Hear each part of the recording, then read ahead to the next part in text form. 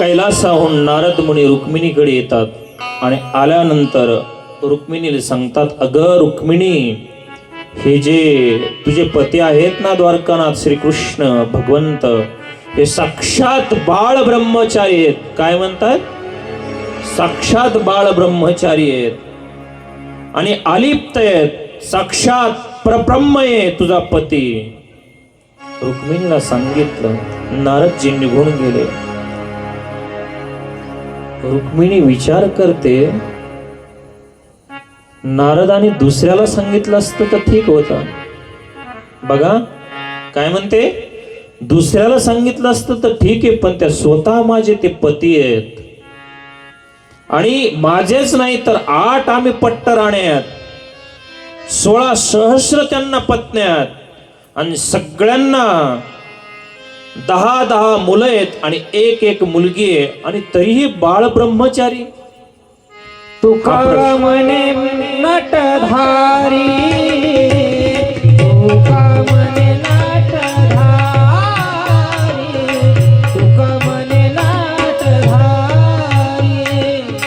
तुका म्हणे नटधारी धारी, तुका म्हणे नटधारी. भोग भोगुनी ब्रह्मचारी, भोग भोगुनी ब्रह्मचारी, तुका म्हणे नटधारी, तुका म्हणे नटधारी, तुका म्हणे नटधारी.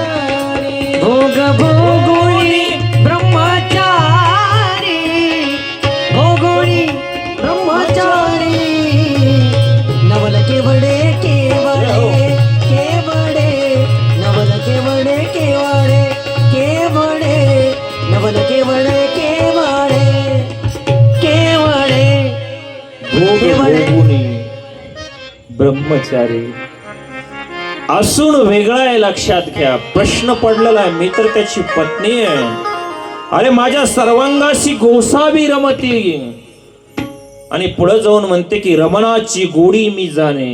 लक्षात घ्या. अरे माझे पती आहेत ते आणि ब्रह्मचारी कसे आहेत? दुसऱ्याला सांगितलं तरी चालन. रुक्मिणीचे 2 प्रश्न होते मायबापू, लक्षात घ्या. की तिच्यात पुन्हा पुन्हा तिच्या मनामध्ये यायचं की माझे पती असताना ते बाळ ब्रह्मचारी कसे. आणि दुसरा प्रश्न होता की साठी खंड्याचे बोने आरोगणा करोने दुर्वास ऋषी निराहारी येत. लक्षात घ्या. 60 खंड्याचे पदार्थ खाऊन दुर्वास निराहारी म्हणतात, हे कसं शक्य होऊ शकतं? आणि एक दिवशी भगवान गोपाल कृष्ण आलेले आहेत.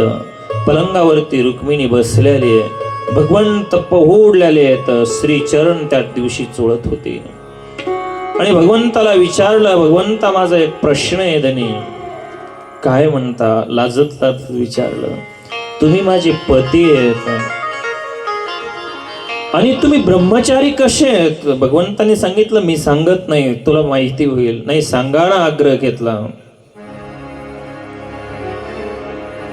आणि मग भगवंताने सांगितलं, तू म्हणतेस ना की दुर्वास ऋषी 60 खंड्याचे बोने आरोगणा करून निराहारी कसे, हा प्रश्न आहे ना तुझा. मग तू एक काम कर, 60 त्या ठिकाणी नैवेद्य उपार घेऊन जा आणि तुला त्याचं उत्तर दुर्वासाकडे मिळेल. हिने तयारी केली, सकाळी उठली, सगळे ते पदार्थ तयार केलेले आहेत आणि सांगितलं पायी चालत जा. एका बेटावरती दुर्वास ऋषी बसलेले होते. समुद्रामध्ये चौफेर पाणी होता. तिने सांगितलं, भगवंता जायचं तर खरी, पायी जायला सांगतोस, तिकडे जाऊ कसं? भगवंताने त्याचं उत्तर सांगितलं, समुद्राजवळ जायचं आणि समुद्राजवळ गेल्यानंतर समुद्राला म्हणायचं, हे समुद्रा, दुर्वास निराहारी तरी समुद्रा मज वाट दे. तिने तयारी केली, समुद्राच्या जवळ गेली. अथांग असं भरलेला समुद्र आहे आणि समुद्राच्या काठावर उभा राहिली. समुद्राला प्रणाम केला आणि समुद्राला सांगितलं, हे समुद्रा, माझ्या मनामध्ये एक विकल्प, एक प्रश्न आहे.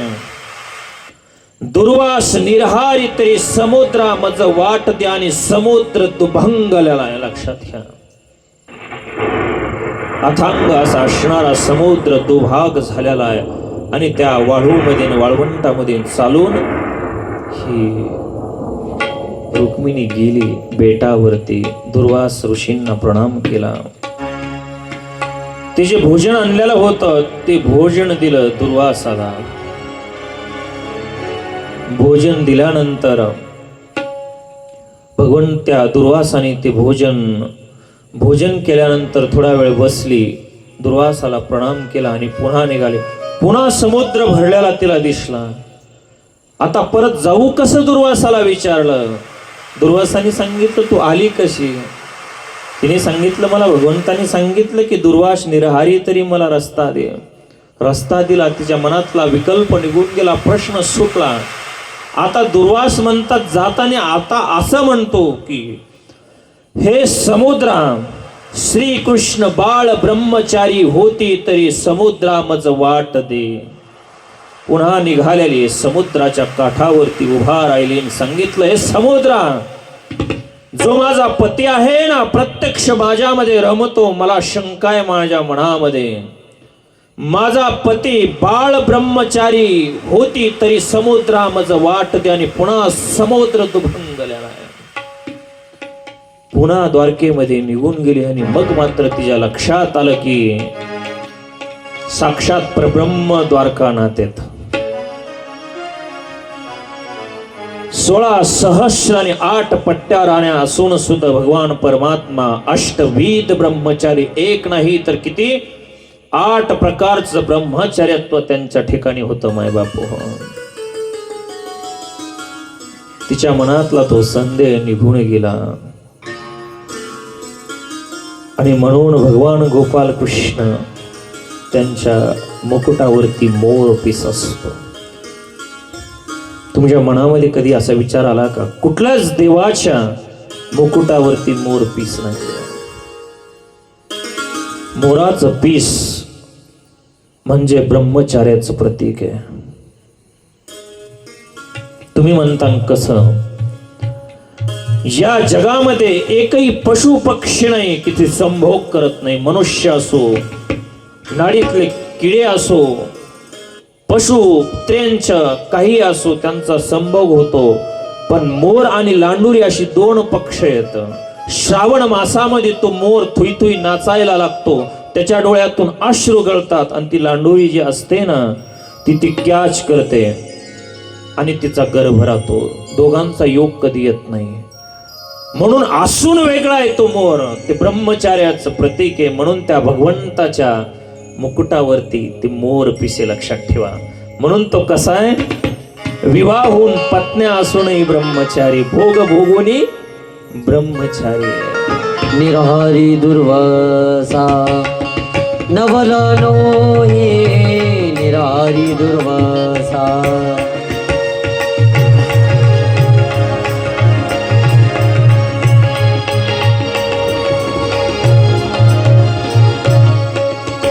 16 सहस्र नारी ब्रह्मचारी केसा, निरहारी दुर्वासा नवलनो हे.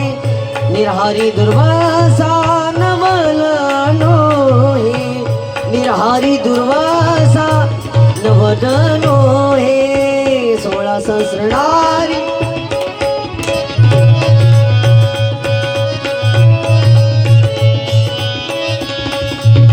निरहारी दुर्वासा नवलनो हे, दुर्वासा नवलनो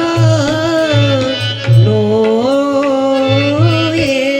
16 सहस्र नाऱ्या उपभोगून जो ब्रह्मचारी, जो मनामध्ये प्रश्न होता आणि साठी खंड्याचे पदार्थ ते बोने आरोगणा करूनही दुर्वास निरहारी कसा होता, त्या समुद्राने त्याचं उत्तर तिला दिलेलं आहे. मग तिच्या लक्षात आलं माय बापू.